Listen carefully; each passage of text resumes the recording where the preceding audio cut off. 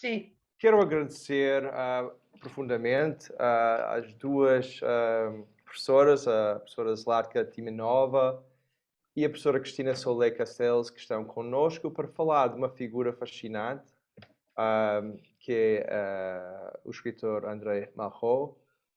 A professora Zlatka Timanova já esteve connosco para falar de poesia haiku e vem da Universidade Nova de Lisboa, com teses e educação realizada na Universidade da Sofia, de Bulgária, e também na Universidade de Coimbra, de Portugal. E, portanto, tem esta bivalência de ser uma especialista na área da poesia haiku e do haiku francês, mas também da literatura francesa em geral e da literatura comparada. Como respondente, ou para fazer o comentário crítico, temos a professora Cristina Solé Castells, que é professora de literatura francesa da Universidade de Lleida, em Espanha. E o seu trabalho de investigação centra-se no romance e no teatro da primeira metade do século XX, nomeadamente de literatura escrita em torno da guerra. Tem várias obras publicadas e uma edição mais recente do volume relacionado com Malraux e Espanha, Recepção, História, Literatura e Artes, a sua influência no nosso país vizinho. Agradecendo a presença de todos, passo desde já a palavra à professora Zlatka Timanova. Muito obrigado por estar connosco mais uma vez. A palavra é sua. Muito obrigada, professor Jeffrey Scott, pela palavra. Muito obrigada a todos os colegas, todas as colegas e todas as amigas, e ao José Eduardo Franco, especialmente, e, sobretudo, a doutora Cristina Solé Castells, que aceitou o meu convite para participar conosco nesta sessão sobre Malraux. Posso dizer que é a minha primeira sessão sobre Malraux aqui em Lisboa, e por isso que escolhi um tema bastante geral para dar assim no início uma ideia mais geral do grande Malraux. Como disse José Eduardo no início, quando eu fiz a minha proposta, ele logo respondeu-me: o grande Malraux. Eu fiquei já muito tranquila, porque pensei, ok, o Malraux está presente no horizonte intelectual em Portugal. Portanto, já tinha uma certa coragem. Bom, como já viram no cartaz, o título da minha comunicação é André Malraux, Pensamento e Escrita para Além do Horizonte. Como poetisa, se calhar, não sei, entre aspas, não, eu sempre ponho títulos deste género um bocadinho mais poéticos, mas depois espero que o meu texto possa mostrar realmente o que significa o título. Bom, primeiro, algumas palavras sobre Malraux em Portugal. André Malraux viveu entre 1901 e 1976. O seu pensamento e a sua obra acompanharam os acontecimentos mais importantes do século passado. Revoluções, guerras, resistência, movimentos de resistência, políticas de pós-guerra, mas também a reconstrução da Europa, a consolidação da democracia, o sonho de uma Europa unida, o progresso das ciências e as dúvidas do homem, a perda dos valores, a morte de Deus. Malraux atravessou o século XX deixando marcas de sua inspiração e do seu pensamento universalista, da sua energia de combatente e da sua atividade política, da sua visão do futuro. Ministro da Cultura nos governos de Charles de Gaulle, entre 1959 e 1969, ele marcou a política cultural com as suas convicções sociais. Por exemplo, lembramos-nos das casas de cultura, les maisons de la culture, que foram abertas no tempo dele. Agora, qual a presença do Malraux em Portugal? Só alguns traços marcantes. Falando do século passado, entre o Portugal e a França, não houve antagonismo, mas colaboração. Temos de referir a influência da França ao nível da língua, da cultura e da literatura. As elites portuguesas, políticas e culturais, eram francófonas. Por outro lado, a opinião francesa não era indiferente aos acontecimentos em Portugal. A esquerda francesa era contra Salazar.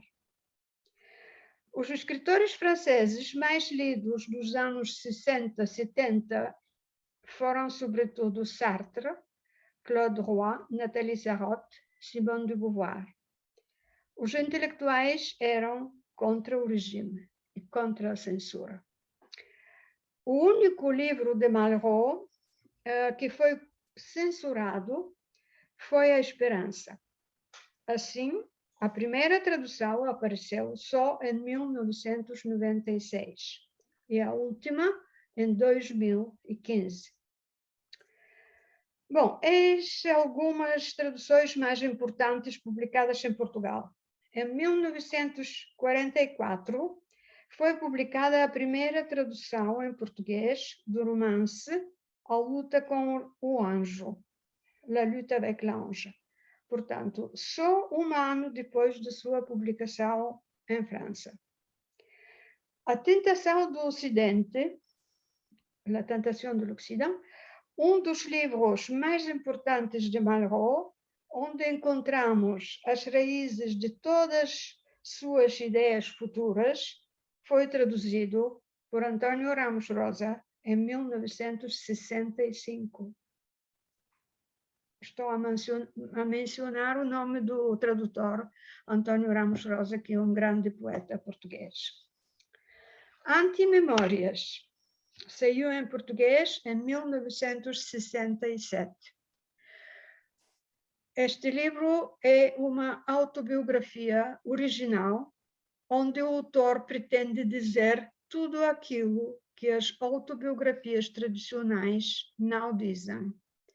Isto é, fora dos limites do gênero e da tentação do íntimo.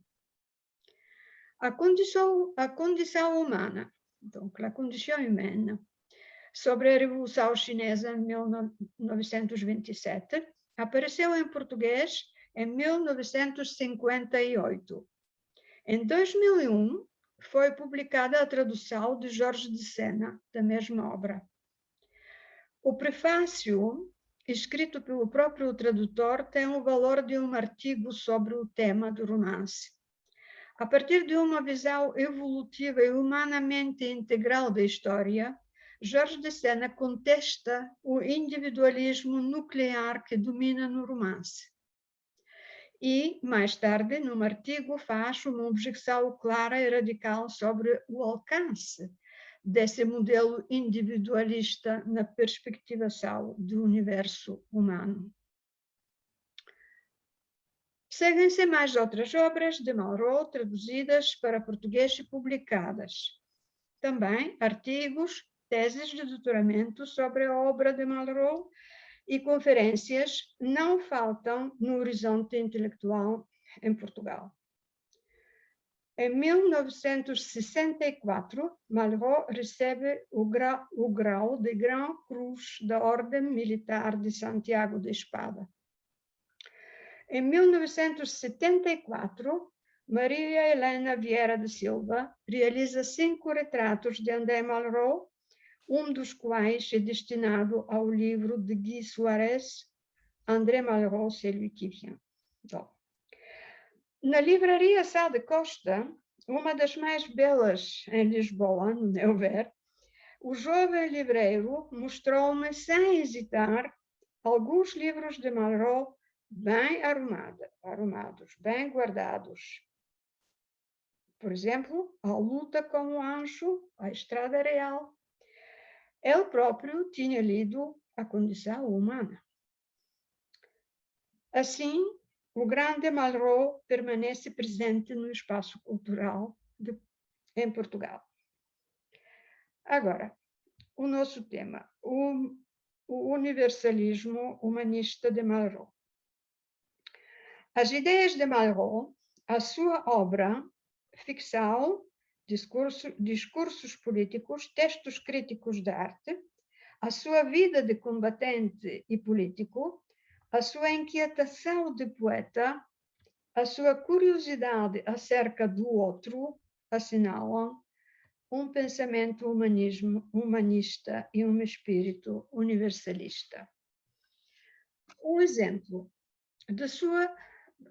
da sua atividade de fraternidade. Um exemplo bastante curioso.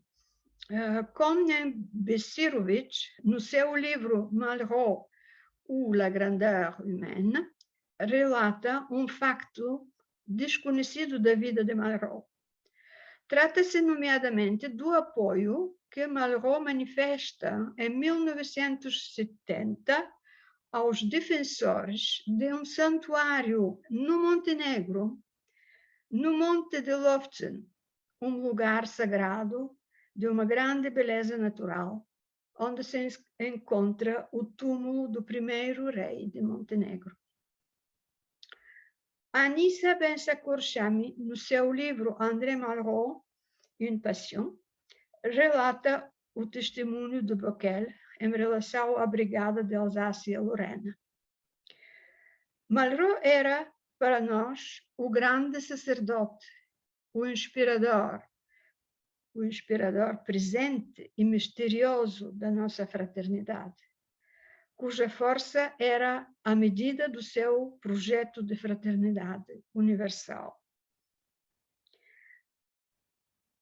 O quadro global de manifestação do universalismo humanista de Malraux é a cultura, no sentido do projeto de união da humanidade.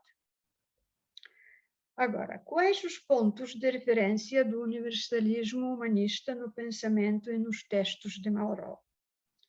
Primeiro, as raízes. As raízes encontram-se na infância, em Altenburgo, na propriedade florestal da família. A sensação da madeira, o cheiro de resina, a sensação da madeira quente, o cheiro de resina, o pinhal cheio de noite, as 2 nogueiras mais belas, as árvores seculares e os renascimentos infalíveis das macieiras deram origem, sem dúvida, à intuição de Malraux sobre a metamorfose infinita. Depois, a biblioteca em Altenburgo, com o alto pilar central, as abóbodas medievais, as esculturas góticas, as estantes de livros, os retratos de Tolstói e de Nietzsche, o retrato de Montaigne e as máscaras de Pascal e de Beethoven. Portanto, nessa menção familiar, aparecem as primeiras impressões do tempo e da arte, as primeiras intuições de fraternidade. Todo o homem é o meu compatriota, dizia Montaigne. As primeiras inquietações em relação ao homem, um tecido de contradições, dizia Pascal. E com a música de Beethoven, as primeiras sensações da glória e do drama do homem. não podemos não mencionar os colóquios de Altenburgo, organizados por Walter, esse familiar ausente, considerado como um grande professor pelos outros membros da família, todos comerciantes ou industriais. Walter convidava em Altenburgo, uma vez por ano, alguns dos seus colegas, também os antigos alunos dos mais inteligentes e vários intelectuais de todo o país. Desses colóquios resultaram textos de Max Weber, de Durkheim, de Freud. Mas, antes de tudo, Walter era amigo de Nietzsche.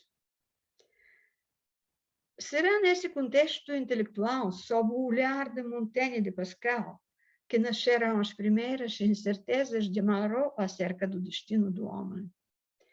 Terá sido nesse quadro de beleza e de vontade de natureza, nessa floresta de árvores cheias de sombra e de luz, que o jovem Malraux descobriu e absorveu, talvez, a poesia do universo natural.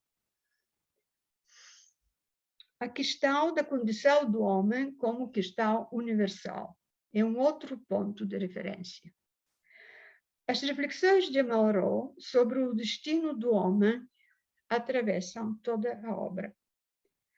O seu humanismo metafísico abrange as questões da vida e da morte, do sentido da vida, do absurdo da luta, do valor da vida, da supremacia da morte. O homem perante a vida e a morte ocupava a mente de Malraux. A obsessão da morte parece ter um lugar preponderante nas reflexões do escritor. Nomeadamente, a impossibilidade de resolver o mistério do homem perante a existência da morte e de descobrir o sentido da vida apesar da morte. A vida, que parece uma albergaria sem estrada, dizia Malraux. Capturado durante a resistência, ao atravessar de carro os campos onde trabalhavam homens e mulheres das aldeias, Malraux tinha a seguinte reflexão: não verei a nossa vitória. Qual será o sentido da nossa vida? Terá ela sentido? A morte provoca a fascinação. Vejamos Kill e May, duas personagens de condição humana. Envolver o ser amado na morte seria a forma total do amor. Cato e Kyo, outros personagens do mesmo romance, estão unidos por uma amizade absoluta, sem hesitação e sem provas, que proporciona unicamente a morte. As últimas partes do romance A Condição Humana abundam em reflexões sobre a morte. Por exemplo, as de Kyo. Quanto valeria uma vida para a qual o homem não aceitasse morrer?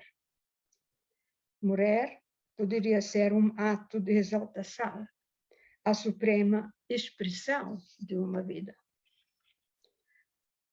Bom, sempre no mesmo contexto, temos de mencionar o humanismo trágico do Malraux, a sua interrogação aporética sobre o homem não excluem uma ternura profunda que pode surpreender em alguns dos seus textos, como, por exemplo, O Espelho do Limbo ou O Homem Precário.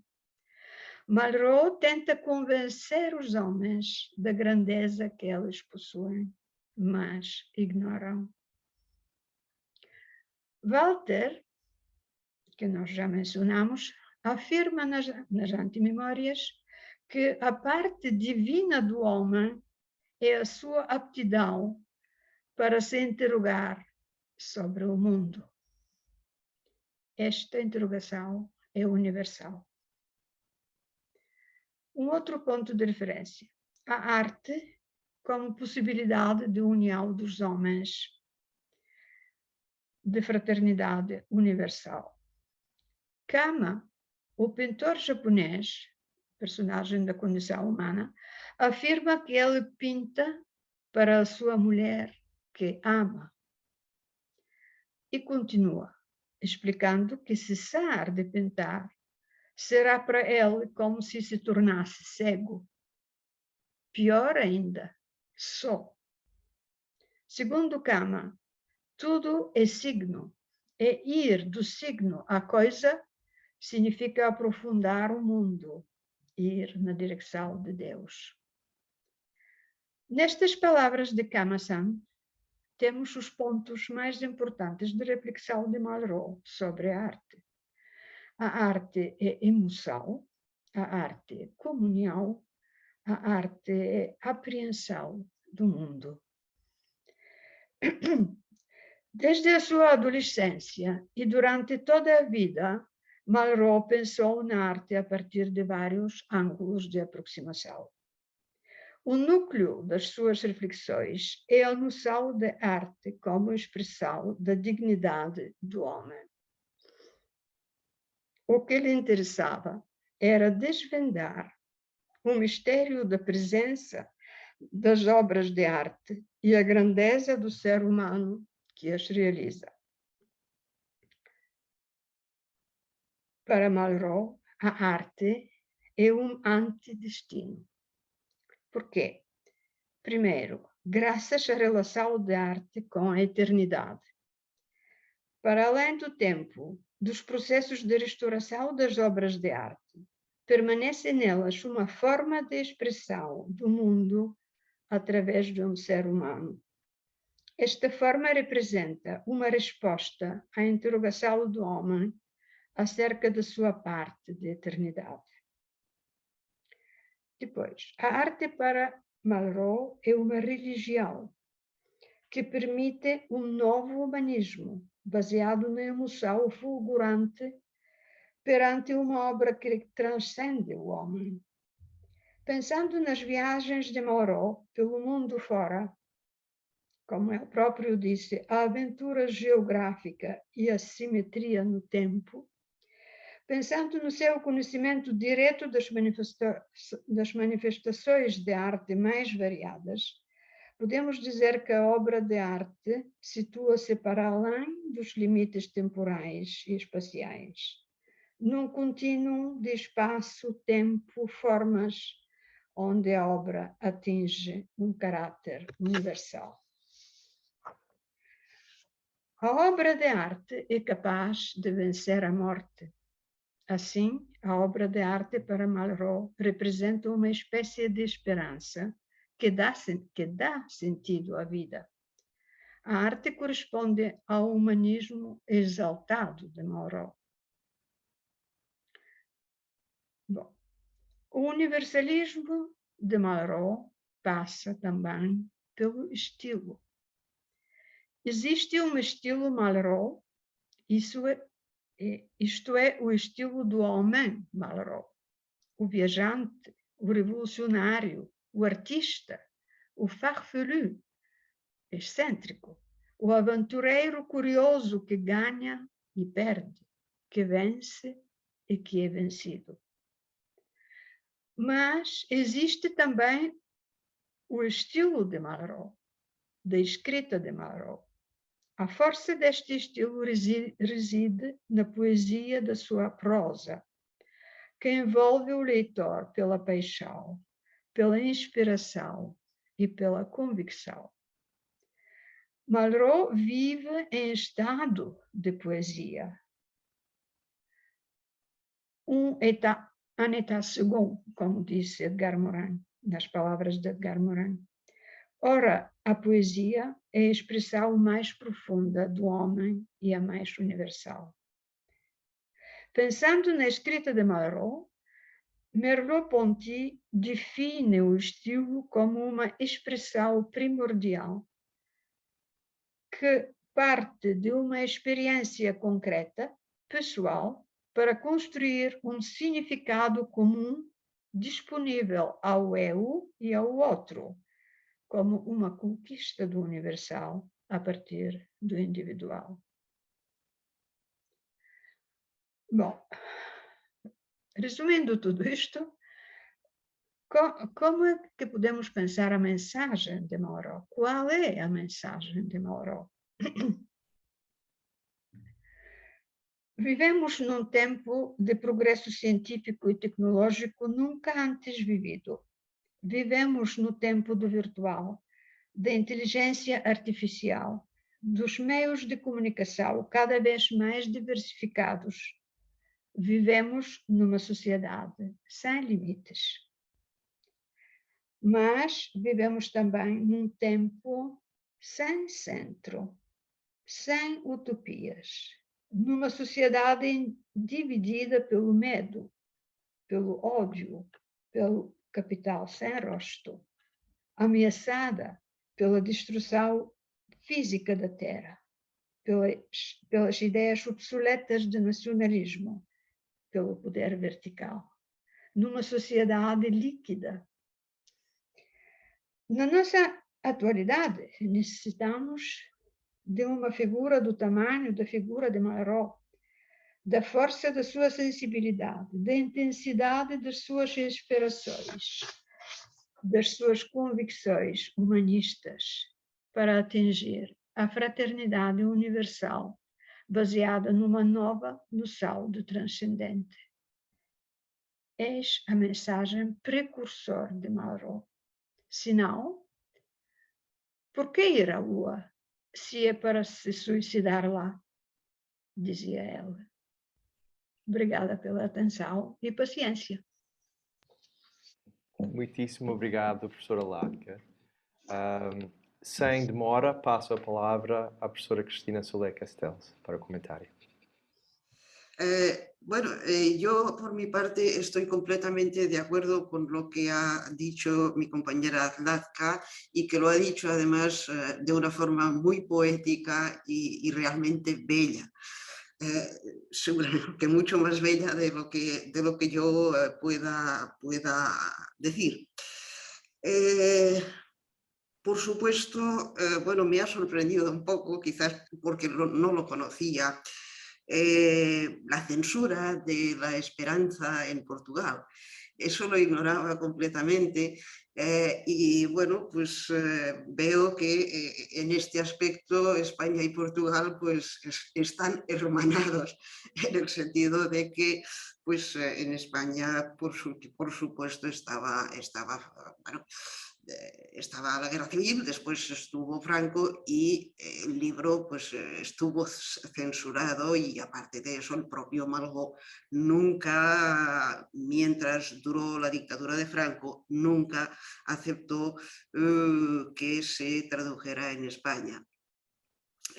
Por tanto, pues el espoir, la esperanza en España pues no se tradujo hasta 1978.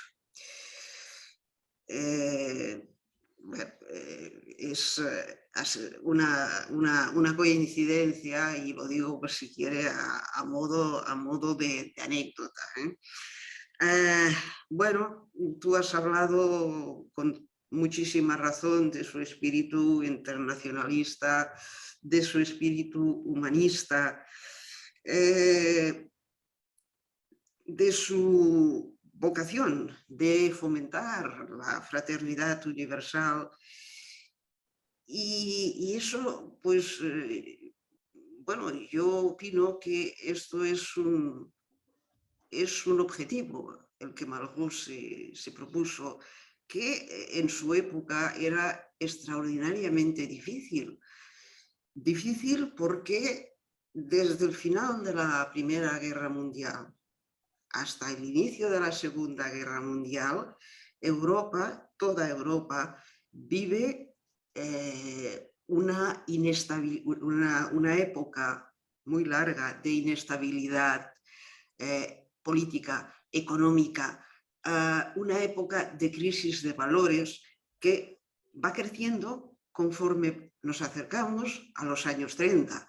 En los años 30, finales del año 1931 en Europa, cuando llegan las consecuencias del crack de Wall Street del 29, Europa, o los diferentes países de Europa pues empiezan a radicalizarse.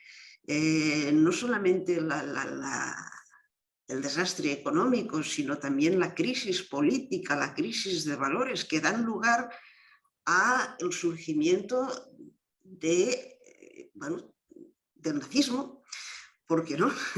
Del nazismo o bien de partidos políticos extremistas. Nazismo, comunismo, son partidos que ganan posiciones. En detrimento todo esto de la democracia, en detrimento todo esto de la idea de construir Europa, a pesar de que desde finales de la Primera Guerra Mundial, prácticamente todos los intelectuales, creo yo, tenían muy claro que el futuro tenía que pasar por una especie de construcción europea que, bueno, no se sabía muy bien cómo sería, pero sí que la idea de que o bien Europa se unía, o bien a Europa se la comían las dos grandes fuerzas emergentes, Rusia por un lado, Estados Unidos por el otro, pero a pesar de esto, pues de alguna manera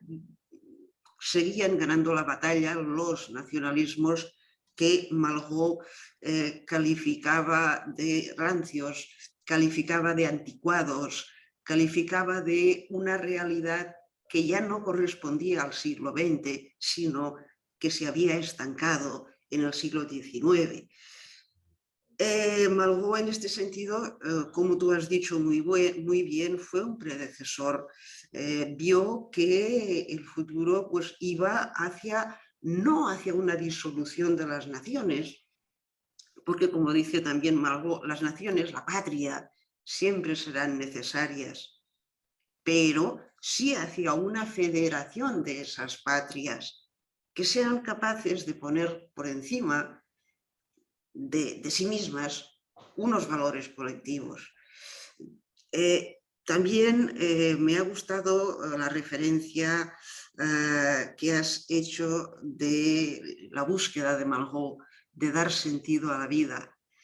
Me ha gustado muchísimo porque son muchos los críticos que lo dicen al revés, dicen dar sentido a la muerte. Y como tú has dicho, Malraux no quería dar sentido a la muerte en absoluto, quería dar sentido a la vida. Malraux es de un optimismo enorme en medio de una realidad pesimista, en descomposición, y a pesar de todo, la fuerza, la ilusión creadora de Malraux son enormes en la condición humana. Por ejemplo, y un poco pues la pareja, Kyo y Mei, representan un poco los valores que Malraux defendía, aunque a nivel personal, pues bueno, eso ya era otra cosa. A nivel personal, pues costaba. Bueno, me refiero básicamente a las relaciones entre los diferentes sexos, etc. Bueno,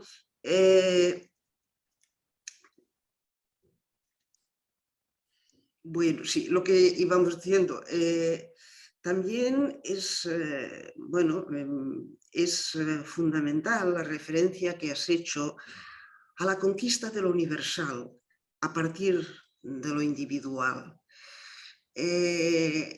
Es cierto que Malraux sí, Malraux habla, bueno, la pintura, por ejemplo, es uno de los elementos que para él le pueden permitir, pues, trascender lo real y conquistar ese antidestino, construir mejor este antidestino del que él habla.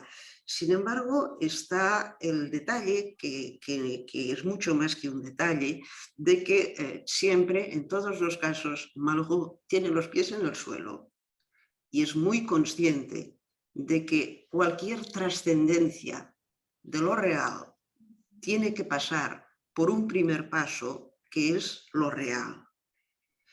De hecho, refiriéndose a la pintura, él establece 3 niveles, como sabes. Uno es la realidad y en este primer peldaño, escalón, sitúa a los pintores que pintan pues, retratos, que pintan paisajes que copian del natural, de lo real. Un paso más es lo que él llama la imaginación. Es así como él lo define en la tête obsidienne, la cabeza de obsidiana, quizás.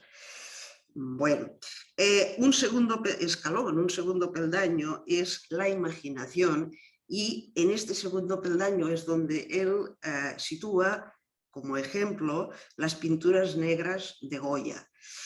Goya no tenía ninguna intención de trascender los valores de la realidad y los valores pues, del ser humano. Goya simplemente en esas pinturas negras lo que hacía era desahogarse.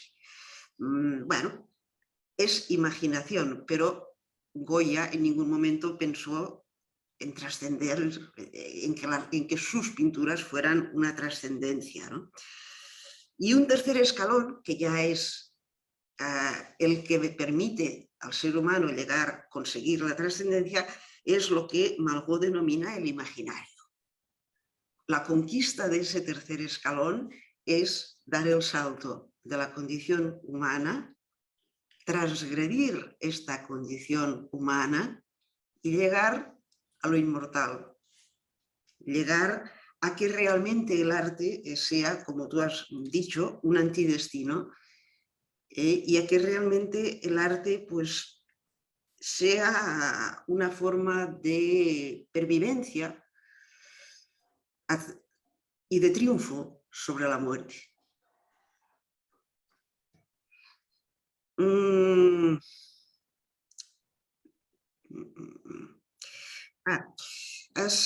Volviendo al tema de la muerte, has hablado de la presencia de la muerte, y con esto acabo, de la presencia de la muerte que está, y tienes toda la razón, está en absolutamente todas sus novelas, sus ensayos, está en todas partes.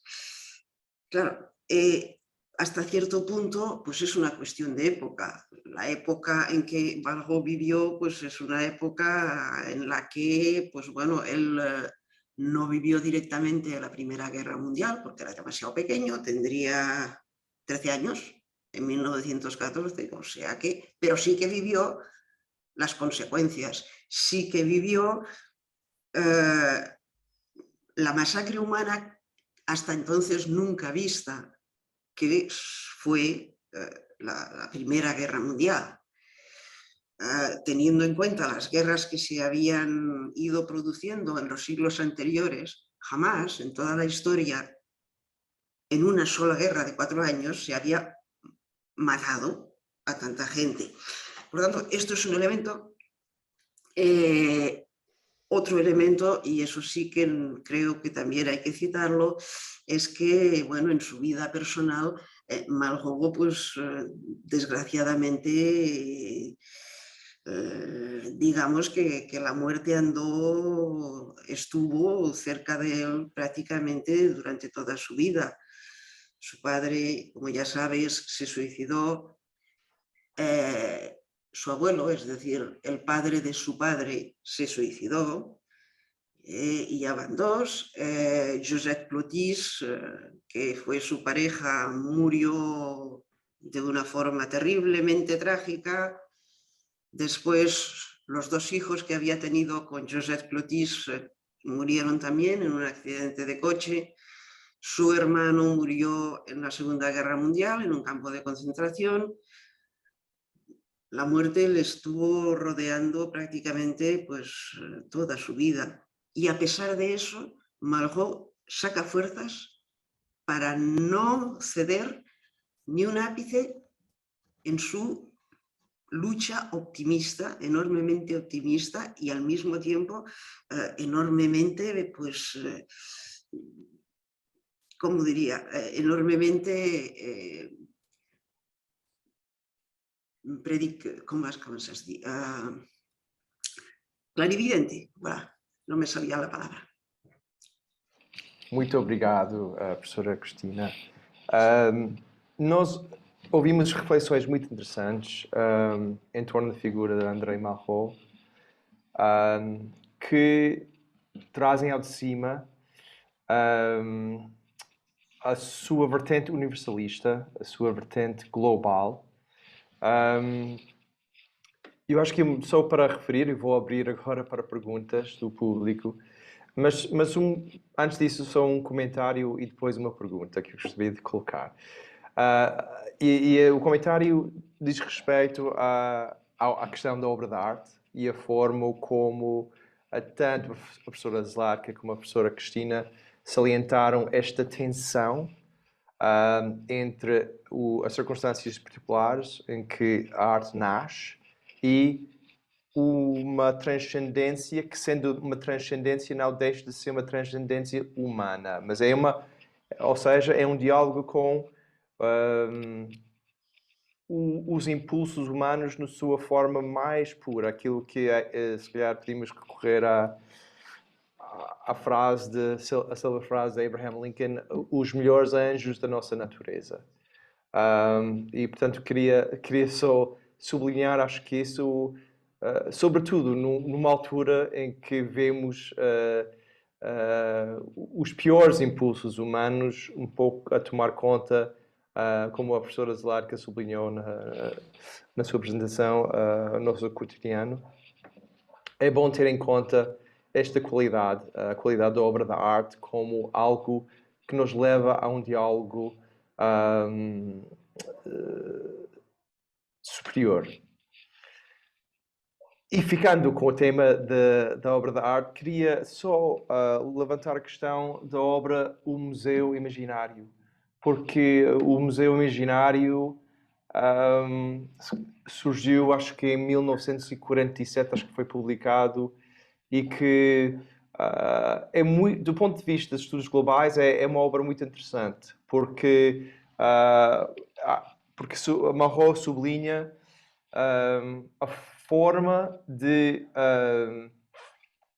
através do espaço físico do museu e da presença de obras da arte de períodos diferentes e de estilos diferentes, um espaço em que podemos, se calhar, vislumbrar pela primeira vez de uma forma muito palpável uma ideia do global, uma ideia de algo que uma transcendência humana, mas que está perante os nossos olhos e que através da figura do museu se presentifica de uma forma muito clara e muito evidente. E, portanto, queria só lançar a questão da obra do Museu Imaginário e na perspectiva de estudos globais ou numa representação de uma ideia do global, o que é que esta obra representa ou possa vir a representar. Esta é uma pergunta tanto para a professora Zlatka como a professora Cristina. Sí, realmente la idea del museo imaginario es realmente original en el momento en que Malraux la propone, y es una muestra más de su carácter visionario. Es decir, Malraux es capaz de, por una parte, aprovechar pues, los avances que había supuesto la fotografía que ya era en color, pero no hay que olvidar que la fotografía en color en aquellos tiempos era carísima, y además en las cartas que Malraux escribe, por ejemplo, a Max Eupp, que es un escritor español que eran muy amigos, pues a veces le comenta pues, que ha pedido precios incluso a otros países, tal, porque claro, era enormemente costoso obtener unas reproducciones en color y que fueran de calidad. Pero la idea del museo imaginario es, en este sentido, como he dicho antes, es un visionario Malraux, porque es la manera de aprovechar las grandes posibilidades que ya en su momento histórico ofrecía el viaje. La gente se desplazaba, conocía otras culturas, era mucho más fácil establecer relaciones entre diferentes movimientos, entre diferentes conceptos, incluso de lo que es la pintura, de lo que es el arte. Y la realización de museos imaginarios, como en su caso, hay otros, sí que es una herramienta de un valor enorme para acercar el arte aún más que con el simple museo que tiene sus paredes, que tiene sus límites, acercarlo no simplemente a la población para que vaya y lo vea, sino acercarlo a la población, a todas las clases sociales, invitándoles a que ellos mismos se hagan su museo imaginario. ¿Qué es aquello que les gusta? Entre lo que establecen relaciones a nivel personal, dentro de su propia psicología. Es decir, como incluso diría yo como método pedagógico, es un adelanto que sigue plenamente vigente en nuestros días. No sé qué opinarás tú. No meu ver, este conceito, esta ideia e esta realização da ideia de Malraux corresponde à utopia, à utopia de Malraux. Eu já disse uma pequena palavra, qual era a utopia? Neste sentido, neste caso.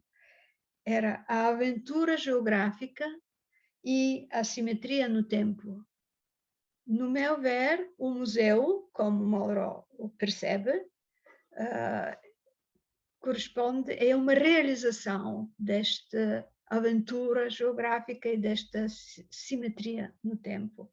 É aqui que eu vejo um pequeno elemento, digamos, no sentido de global e globalização. Bom, depois podemos falar de outra coisa também. O museu dá a possibilidade de pôr as obras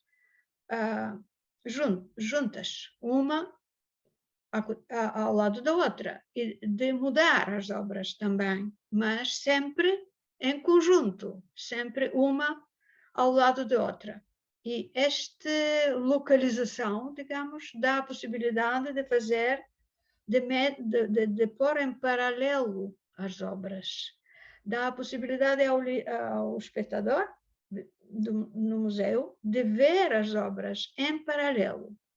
Não digo em comparação. A comparação é outra coisa, no meu ver, é mais cerebral.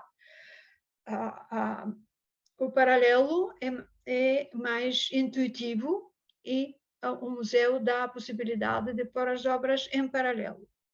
Quando o visitante vê as obras em paralelo, várias obras, pode ser de um mesmo pintor, artista, ou de vários artistas, pode ser de uma época só, ou de várias épocas, etc.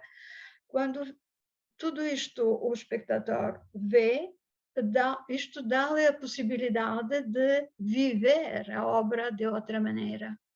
Quer dizer, não de perceber a obra, analisar a obra, etc., mas realmente de viver a obra como a sua emoção, emocionalmente. Bom, é por isso que primeiro temos imaginário, porque é na imaginação do espectador. E segundo, museu imaginário, porque é sobre as imagens, temos lá a imagem. Bom, e o que é mais importante, pôr em conjunto obras que são, se calhar, precárias, na maioria das vezes, são objetos materiais que são precárias, mas o que fica e o que nos une e reúne é a emoção que nós vivemos em frente destas obras. a emoção, as emoções humanas. E exatamente ao nível destas emoções que nós podemos pensar numa união da humanidade, num humanismo mais geral. Não sei se posso dizer global. Eu, ano passado, falei da poesia como humanização do global. Bom, não vou entrar outra vez, mas é um bocadinho neste sentido. Obrigada. Muito obrigado. O professor Luís Carlos, da Universidade Aberta, tem uma pergunta.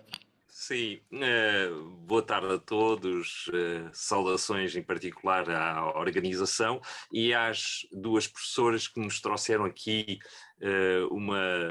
um desafio para revisitar André Malraux, que foi um dos meus amores de juventude quando era estudante, e queria colocar mais um comentário e talvez uma pergunta em relação à recepção em Portugal.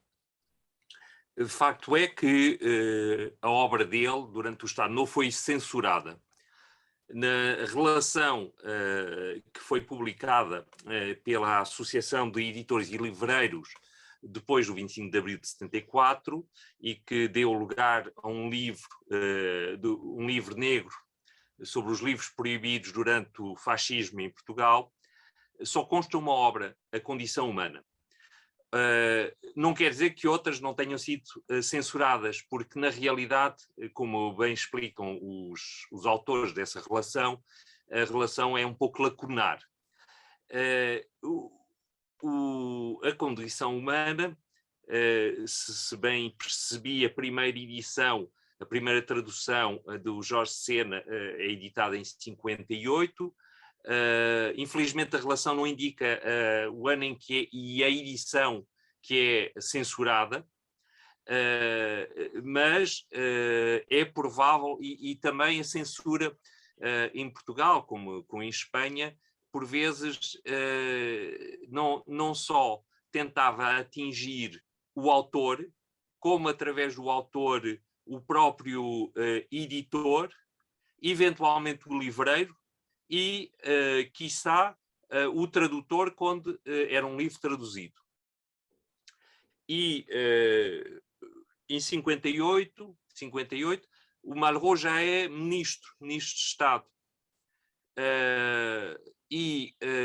Li algures, mas se calhar talvez tenham mais informações sobre isso, que a obra foi proibida, mas libertada ao fim de algum tempo, porque sendo ministro de um governo de um país amigo, ficava um pouco mal, obviamente, estar-se a censurar um ministro de um país amigo. Mas eu li alguns sobre essa questão, por isso poderão eventualmente confirmar. Outro aspecto relacionado com a recepção de Malraux em Portugal prende-se com a importância que tanto Malraux como Camus e Sartre tiveram na difusão do existencialismo, nomeadamente na literatura, como o reconhece Urbano Tavares Rodrigues em vários textos. Ele não fala tanto de influência das obras, como mais influência dos temas existencialistas sobre a condição humana, sobre a existência humana, presentes nas obras e que tiveram influência sobre vários autores, nomeadamente também Virgílio Ferreira, o primeiro Virgílio Ferreira, o jovem Virgílio Ferreira, em Rumor Branco, por exemplo. E Urbano Tavares Rodrigues em Noite Roxa e outros textos que tiveram justamente essas temáticas de Malraux e de outros autores franceses que tiveram grande impacto na altura. Enfim, era sobretudo mais estes apontamentos sobre a recepção, por um lado essa recepção mais negativa, em termos de censura, e positiva, obviamente, a importância que Malraux teve numa geração, numa nova geração de escritores em Portugal a partir da década de 50. Obrigado. Muito obrigado, Luís Carlos. Não sei se as professoras Zlatka ou Cristina têm alguma coisa a acrescentar ao comentário? Ou... Eu queria... Peço desculpa, Cristina.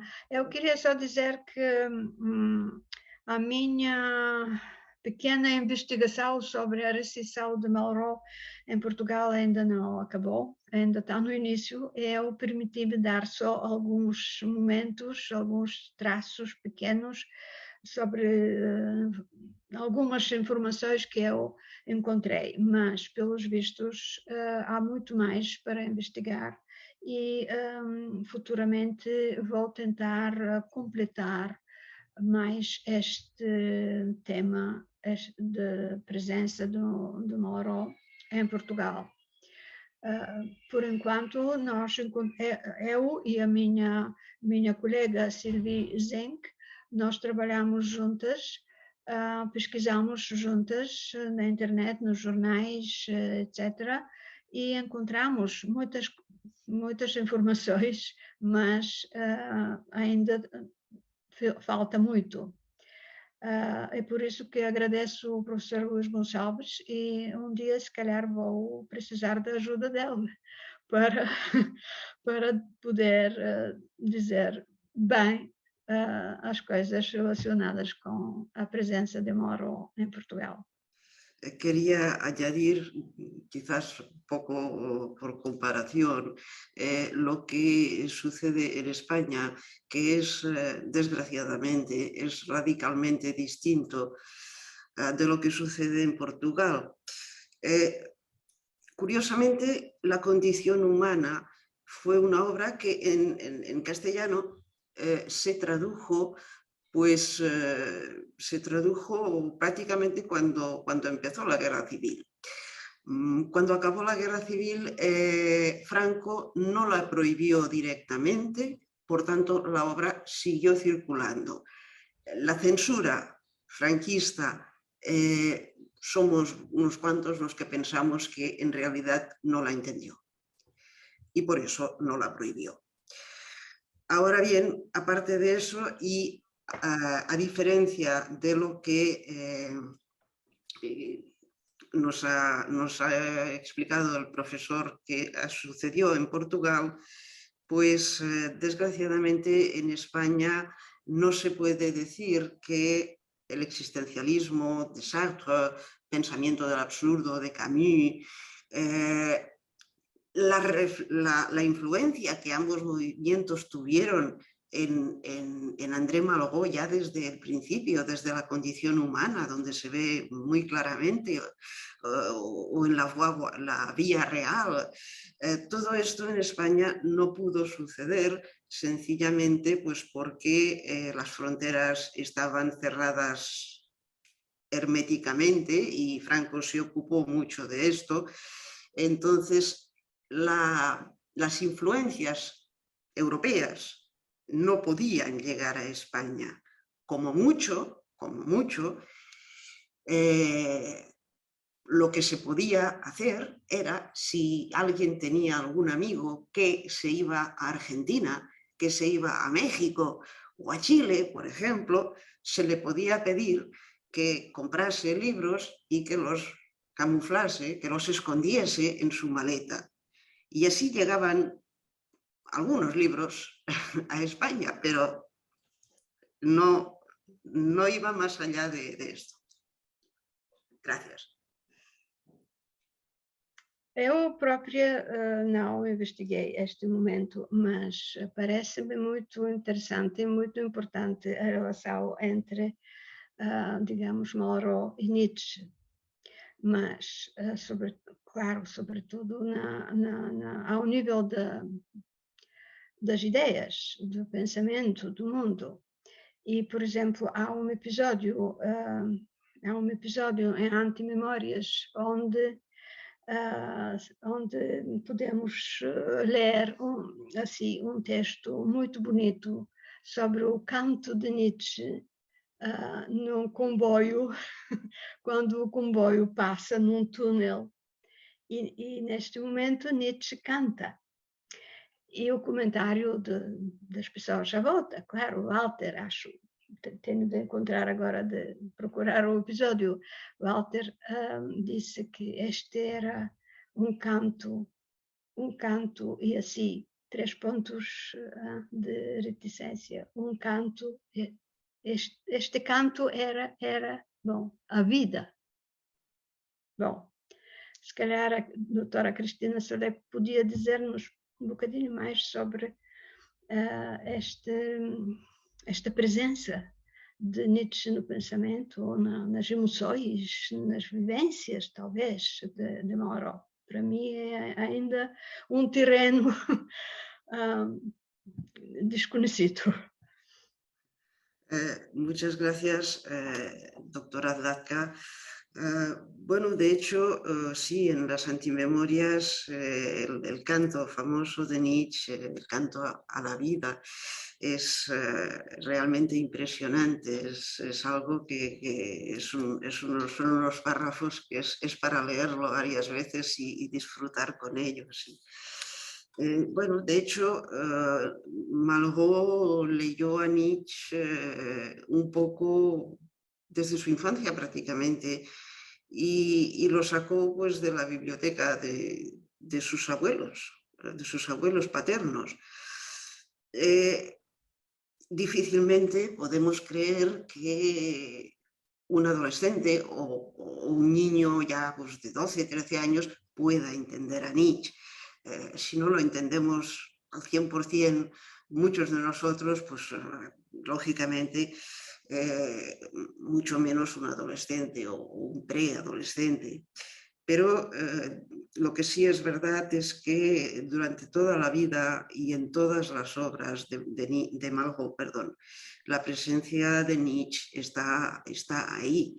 Y como tú has dicho, está ahí en un sentido positivo, porque a Nietzsche también se le puede interpretar en un sentido derrotista, en un sentido de destrucción, de muerte. Y es lo que hace, por ejemplo, por poner un ejemplo, Drieu-La Rochelle, que era amigo de Malraux. En cambio, Malraux, bueno, sí, habla de la profecía que Nietzsche hizo sobre el nihilismo, que de hecho era pues lo que el nazismo creía también, que Europa debía pues destruirse por completo para que pudiese volver a reconstruirse a partir de cero. Sin embargo, aquí Malraux no pone el acento en la idea, en el pensamiento de Nietzsche sobre la necesidad de un nihilismo, de una destrucción total. Sí que pone sí que pone énfasis, en cambio, en el tema pues, de la muerte de Dios y de la ocupación del lugar de Dios por parte del ser humano.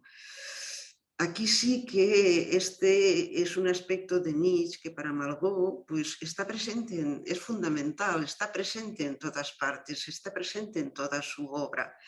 Él, como tú has dicho antes, habla de encontrar un valor supremo una vez muerto Dios, entre comillas.